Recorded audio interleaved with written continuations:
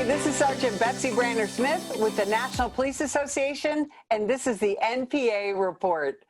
I have a terrific guest with me today. We're buddies on Twitter, and he has so much knowledge when it comes to law enforcement and national security, and he's just a terrific guest, and I'm excited to welcome Detective Angel Maysonet.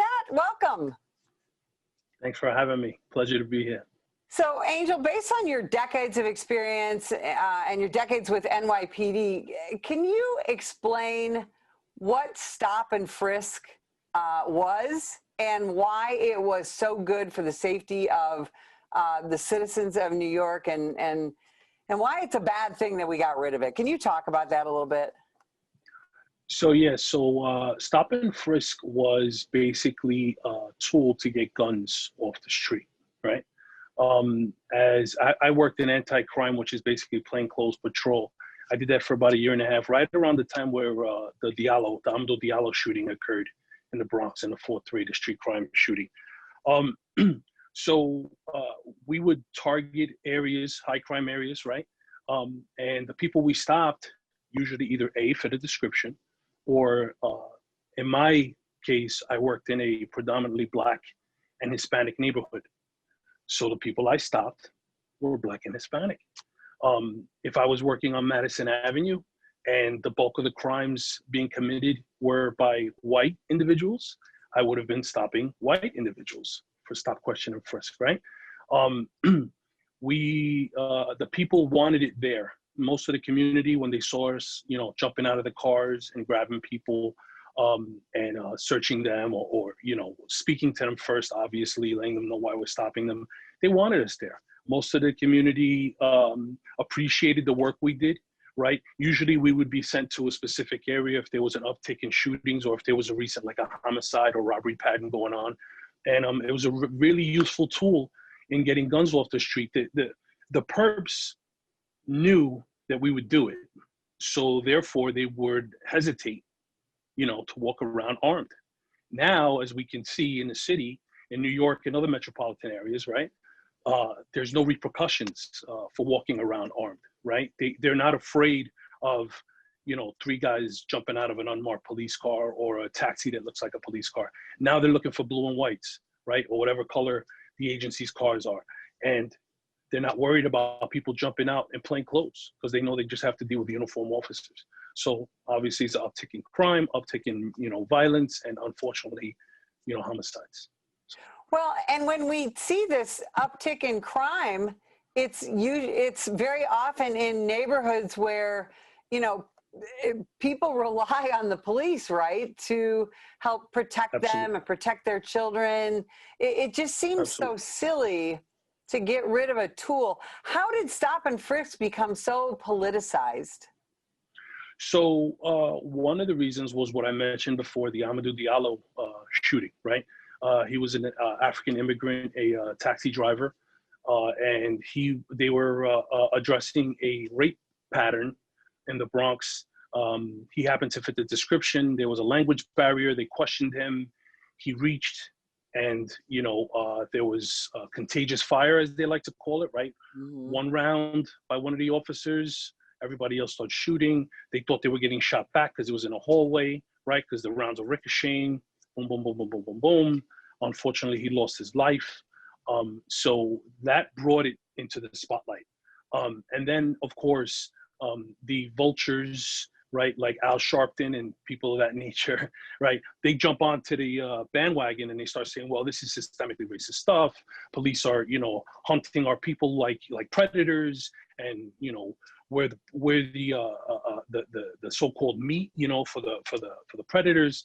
And it ended up getting crazy and taking on a life of its own. And then, as it moved forward, they ended up getting rid of it in the de Blasio administration. So New York City went from being the safest large city in the United States to now we're seeing a pattern of increased violent crime. We have now everyone gets out, right, on bail. I mean, there is no bail. It must be incredibly frustrating for law enforcement there. Am I correct? Absolutely. So these prosecutors, you know, you'll charge somebody with a violent felony, right, or robbery, whatever the case may be. And before you're done drawing up the paperwork, the next thing you know, the district attorney doesn't consult with you, and they call it in New York, they call it D'ing down the charges. So to go from, let's say, a robbery to they'll knock it down to like a disorderly conduct or criminal trespass, and they'll let the person out. Unfortunately, now where it's progressed, right, because they like to call themselves progressives, right? It's progressed to the point where unless you kill somebody, right, unfortunately, they're not giving you bail. They're letting you out. These repeat offenders constantly, it's a revolving door. You know, they like to say that the justice system is systemically racist, but they're letting these people go without consequences, right? And these are Black and brown people who are committing crimes in Black and brown communities. That's not a racist thing. It's the truth. You know, facts don't care about your feelings. Facts before feelings. And the facts are that in the majority of Black and brown neighborhoods, the people who are committing the crimes are Black and brown people. So, right, they get all this systemically racism stuff that's coming out, and then they end up letting them go because the justice system unfairly treats people who are minorities, and then they go out and who do they terrorize? They terrorize communities of color, right? So it's an oxymoron is what it is. It is, and it's incredibly frustrating. And now we're in the middle of this defund the police movement, you know, nationwide. And you're very well informed when it comes to national policing issues. How is the defund the police movement affecting law enforcement nationwide, and not just law enforcement? How does it affect our citizens, Angel? Everybody. So like I said before, it's the biggest oxymoron there is, right? Because so take the LAPD, for example. They're getting rid of their sex crimes investigations unit, right? So now what's going to happen? They're going to have less people because of this defund the police movement. This is defund the police nonsense. They're going to have less trained investigators to address, right, sex crimes. So I have a young daughter, right? I have sisters. I have 5 sisters. Okay. I mean, this is, it's an oxymoron because they're claiming that they're going to take money from the police department and give it towards better training and to help people and communities of color, but they're actually hurting communities of color because the police who are dealing with violent crimes, right, in most metropolitan areas, they're communities of color. So if they're running in and they're dealing with all these crimes in the communities of color, and now you're taking them away, you have no more trained investigators. You have no more resources. You don't have, I mean, it's simple as having the proper radio equipment, having the proper vehicles to respond, having a safe room where you could bring a victim of a sex crime into a room that's, you know, the right color, right, with all the psychology that's involved in interviewing victims of, you know, sex crimes. And you don't have resources for that, right? So now that room will become a broom closet, right? Or something like that. It's just, I mean, it sounds so stupid, but sometimes you have to dumb it down so people can get it. And, you know, the people see it, but they refuse to believe it. It's in front of their face. And all it's doing is hurting Black and brown people.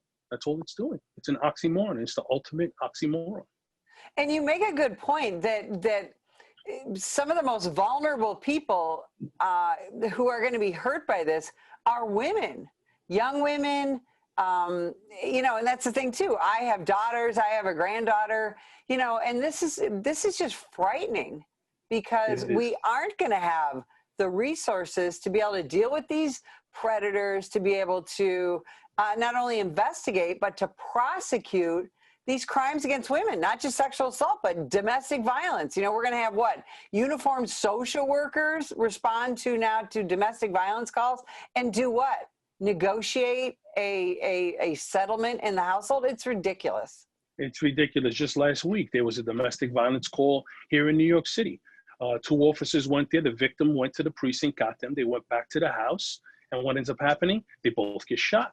Right? And then they end up having a shootout with the perpetrator, right? The abuser who was in the home, who happened to have a firearm.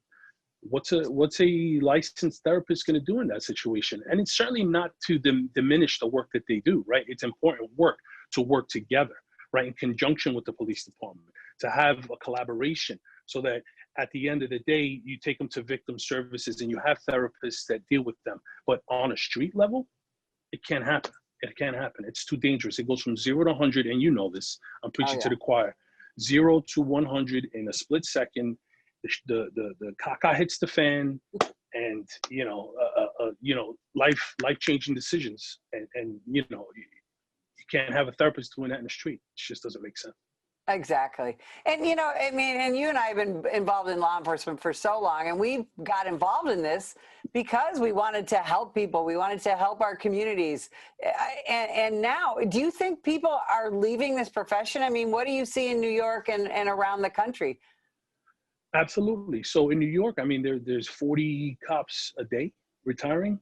Basically, they've had to turn police officers away and say, hey, you got to come back another day or in a week or 2 weeks. People are doing what's called 20 and out, right? Before, like when I was on the Joint Terrorism Task Force, before I retired, I was going to do 35 years. I ended up, leaving to go to the private sector, but, because I kind of saw the writing on the wall. But this is what's happening, right? It's getting progressively worse. So police are saying, well, I can't be proactive. Anything and everything I do is scrutinized, right? We're under a complete microscope. We are the most marginalized members of society right now. And I'll argue that point with anyone. Police officers are the most marginalized members of society right now. They're critiqued like nobody's business.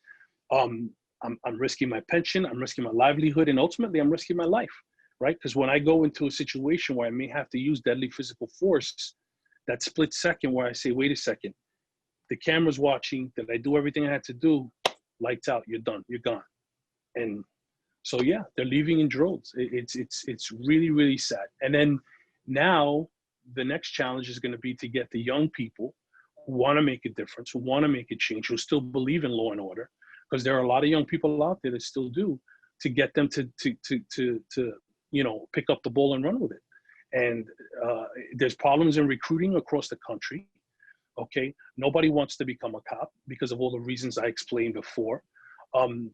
They have this college requirement to which when I became a cop in 1992, all I had was a high school diploma. And I came from the inner city. Okay, I grew up in the Bronx. My grandparents lived in the projects. That was my summer home in the housing projects in the South Bronx, Patterson houses. But I was street smart, so it made me a better cop, I think. Now you got kids, now you're requiring this college.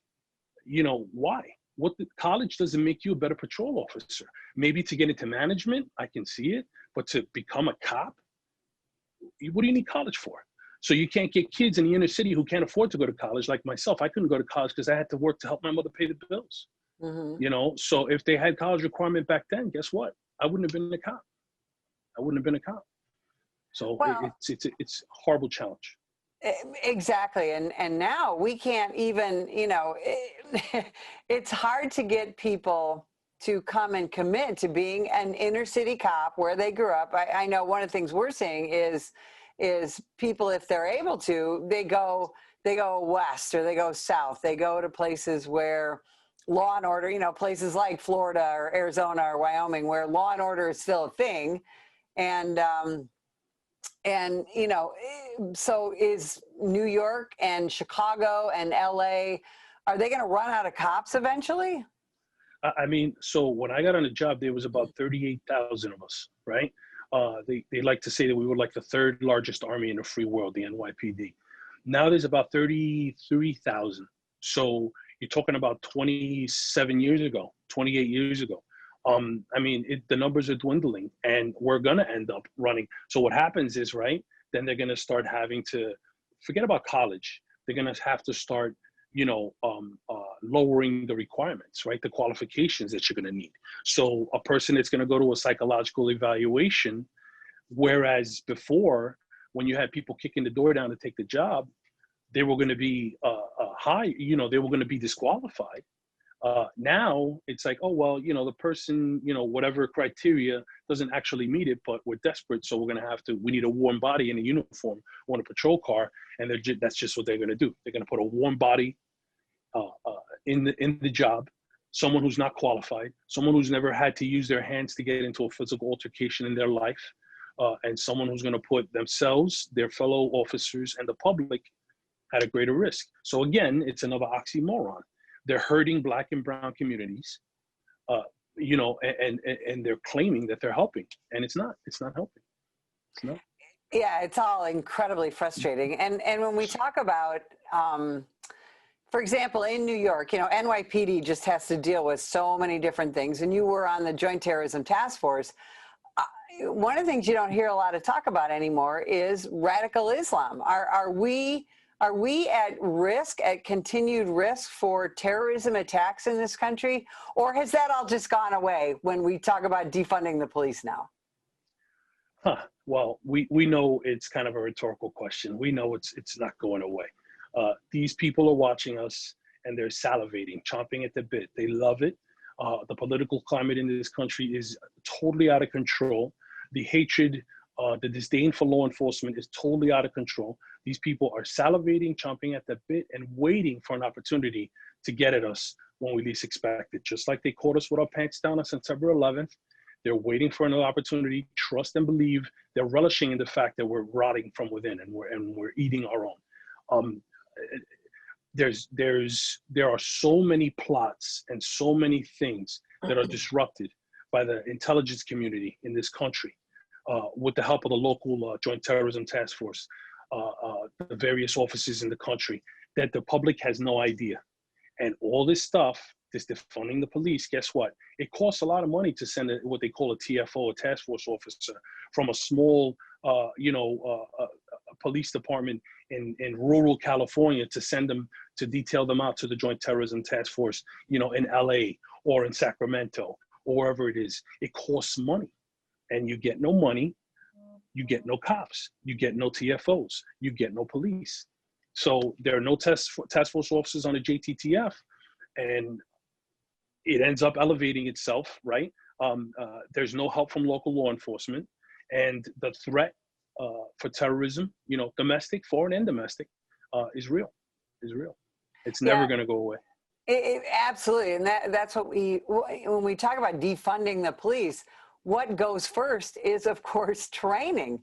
And we expect cops to know so much about so many things, and now specialized training in dealing with terrorism or domestic violence or, large-scale narcotics, and all kinds of things.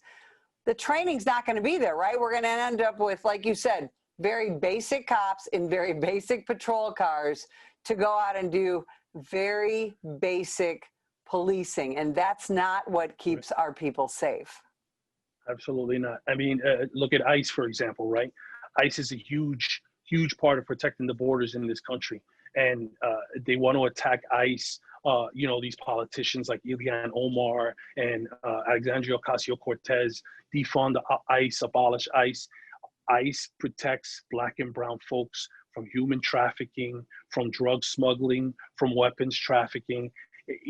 They have no idea the stupidity that they're advocating for, and the dangerous, this clear and present danger that's at our borders every day that ICE addresses, and they advocate to abolish. I mean, it's mind-boggling. Well, it is. It's silliness. I mean, I live 80 miles from the southern border, and the hard work that our federal agents, combined with our local law enforcement, the hard work that they put in at the border, and the amazing amount of drugs that they take off the streets, and the women and the children that they protect from, sexual trafficking and things like that. Honestly, people have no idea. They think that our southern border is just people trying to come in and look for a better life. And we know that's not true, right? Absolutely not. Listen, you have terrorists from all around the country that know that there's a way in at the border. They're going to use it. They have used it in the past. I mean, it's notorious. It's a notorious conduit for, people from Eastern Europe. I mean, everywhere, right? Asia, everywhere, coming in through there that are terrorists, right? And making their way into the country, right? Because they know that all this madness is going on. you know, so there are holes in the system and you know, holes in the fence, so to speak, right? And they come on in. It's crazy. And the people that are being affected the most by it are Black and brown communities. And these are the people that they're purportedly trying to help. And they're Exactly. Exactly. not. Angel, how do you think that pro-law enforcement citizens can best help support their police officers, regardless of where they might live or work? So I always say that the police cannot do their job effectively without the community, and the community won't thrive without a good police force, right? The community has to continue to help their police, you know, continue to give information. Homicides don't get solved without the phone call from a source, you know, from a member of the community who saw what happened. Robbery patterns don't get closed. The community, the police cannot do their job effectively without the community. The best way, I mean, other than, you know, coffee with a cop and bringing, you know, food to the station, all that stuff is great for morale. And I'm certainly not saying not to do that, but on a larger scope, the collaboration between police and community, that has to get tighter, right? Because without the community, police can't do their jobs. It just won't happen. So they have to continue to support their police by reporting crimes, staying vigilant, being the eyes and the ears. When I was on a JTTF, I went to do an interview in a housing project in Brooklyn. And my partner, who was an FBI agent, he was a phenomenal guy. He was a retired major from the United States Marine Corps. He was a fantastic guy. But he, you know, he wasn't raised in the streets of the Bronx or the streets of the city. And I would tell him, you see that lady up in the window, the old lady on her pillow? She knows everything about everybody in this building. She knows what's going on in the streets. She knows what's going on inside the building, you know, who's doing what inside. So those resources, right? Those little old ladies, they have to continue to help us, right? Because without that, we can't do our jobs. Absolutely. I'll tell you, Angel, I could spend all day talking to you. I so appreciate you spending time with us today. And if you would like more information about the National Police Association, visit us at nationalpolice.org.